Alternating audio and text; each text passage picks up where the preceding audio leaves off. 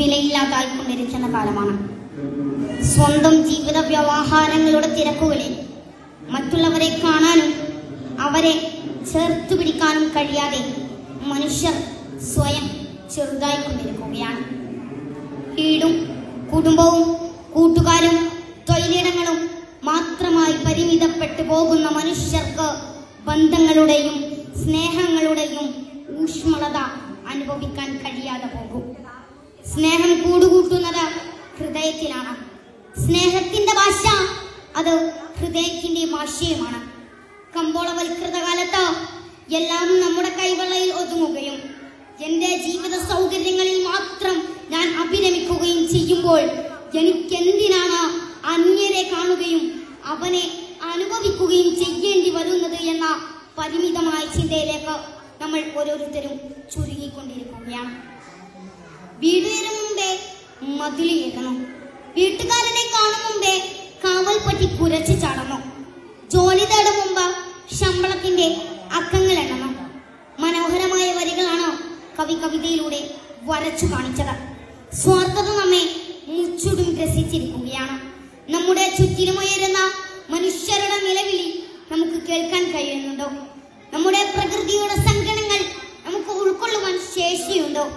പരിസരങ്ങളിൽ നിന്നും ഉയർന്നു പൊങ്ങുന്ന സങ്കട കണ്ണീരിനെ ഹൃദയം കൊണ്ട് സ്പർശിക്കുവാൻ നമുക്കാവുന്നുണ്ടോ?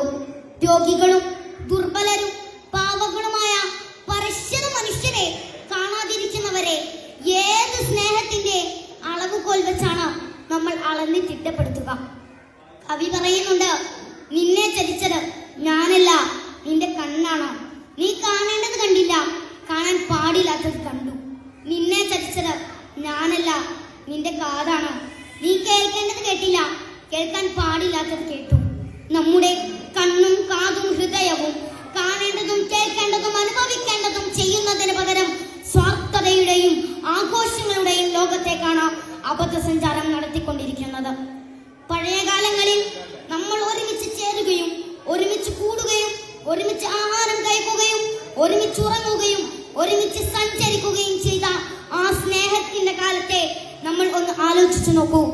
ഇന്ന് നമ്മുടെ വീട്ടുമുറ്റത്ത് നമുക്ക് സ്വന്തമായുള്ള വാഹനത്തിൽ നമ്മുടെ യാത്രകളും ആഘോഷങ്ങളും ഒതുങ്ങിപ്പോകുമ്പോൾ കൂട്ടുകുടുംബത്തിന്റെയും സ്നേഹബന്ധങ്ങളുടെയും നാരായ വേരാണ് നമ്മൾ കൊത്തിമാറ്റുന്നത്.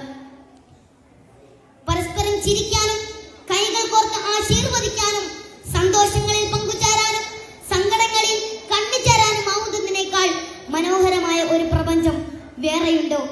മനുഷ്യന്റെ നിലനിൽപ്പിന് ഏറ്റവും പ്രധാനപ്പെട്ടതും മാറ്റി നിർത്താൻ കഴിയാത്തതുമായ പ്രകൃതിയിൽ എത്ര ക്രൂരവും സ്നേഹശൂന്യവുമായാണ് നാം ഇടപെടുന്നത്.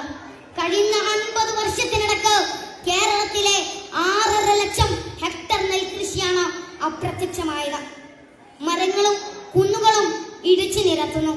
വികസനത്തിന്റെ പേര് പറഞ്ഞ പ്രകൃതിയിലേക്കുള്ള മനുഷ്യന്റെ കടന്നുകയറ്റം ഉരുൾപൊട്ടലായും പകർച്ചവ്യാധികളായും നമ്മിലേക്ക് തന്നെ പ്രകൃതി തിരിച്ചു നൽകുന്നു എന്ന യാഥാർത്ഥ്യം വിസ്മരിച്ചുകൂടാ. പരിസര ശുചിത്വവും പ്രകൃതിയിലെ ഇടപെടലിന്റെ കരുതലും ഒരു സംസ്കാരമായി മാറ്റിയെടുക്കുന്നതിൽ നമുക്കിപ്പോഴും പൂർണ്ണമായി വിജയിക്കാൻ സാധിച്ചിട്ടില്ല. ജനസംഖ്യാവർദ്ധനവിനും നഗരവൽക്കരണത്തിനും അനുസൃതമായി മലയാളി സാമൂഹിക ശുചിത്വത്തിന് കാണിക്കുന്ന അലംഭാവം പകർച്ചവ്യാധികളുടെ കടന്നുവരവിനുള്ള പ്രധാന കാരണമാണ്. എത്ര തന്നെ പരിഷ്കാരിയായാലും മാറാത്ത മലയാളിയുടെ മനസ്സ് തന്നെയാണ് ഒരിക്കലും ഒഴിയാത്ത മാലിന്യം വിധിക്കപ്പെട്ട നാടാക്കി നമ്മുടെ നാടിനെ മാറ്റുന്നത്. മാലിന്യം ഉൽപ്പാദിപ്പിക്കുന്നവന് തന്നെയാണ് അതിന്റെ സംസ്കരണത്തിന്റെ ഉത്തരവാദിത്തമുള്ളത് എന്ന ബോധ്യത്തിലേക്ക് നാം എത്തേണ്ടതുണ്ട്.